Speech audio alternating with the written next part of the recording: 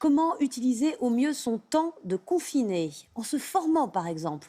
Le gouvernement et les entreprises encouragent les salariés à profiter de cette période pour suivre les formations auxquelles ils ont droit. Certaines de ces formations ont d'ailleurs été adaptées aux circonstances et se font par écran interposé. Le reportage de Noé Poitvin et Loïc Ouex. Depuis son appartement, Sarah Nafa s'apprête à suivre une formation à distance. Elle travaille dans la téléphonie et veut développer ses compétences commerciales. Très bien.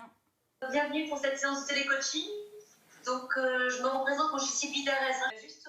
De l'autre côté de l'écran, Sylvie Darès, formatrice. L'entreprise de Sarah a fait appel à elle pour aider la commerciale à mieux travailler avec ses clients à distance. Selon vous, ça veut dire quoi d'ailleurs, Sarah? Mes clients grands comptes, je vais les voir sur leur lieu de travail. J'ai un échange physique avec eux et donc là, basculer du tout au tout, que des contacts à distance, j'avoue que j'ai un peu du mal. Et c'est important de continuer de sourire même au téléphone. La chargée de relations clients apprécie cet accompagnement personnalisé qu'elle ne trouve pas en formation classique.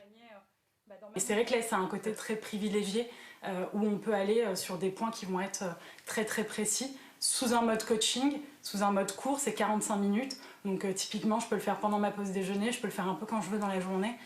La formation dure une vingtaine d'heures. Des entretiens, des quiz, des jeux en ligne qui sont venus remplacer les formations classiques, rendues impossibles avec le confinement. On était tous un petit peu sous le choc et on n'était pas tous préparés à ce qui s'est passé, mais assez vite, les entreprises ont voulu reprendre le chemin de leurs clients, le chemin de leur travail, le chemin de leur business tout court. C'est tout le secteur de la formation professionnelle qui se réorganise. Ces 2 dernières semaines, la demande de formation à distance a triplé en France. Ce qu'on peut penser aujourd'hui, c'est que la crise va avoir des impacts durables sur le secteur et notamment sur la formation. Mais on peut penser qu'on va avoir un inversement des rapports entre la partie distancielle et la partie présentielle des formations.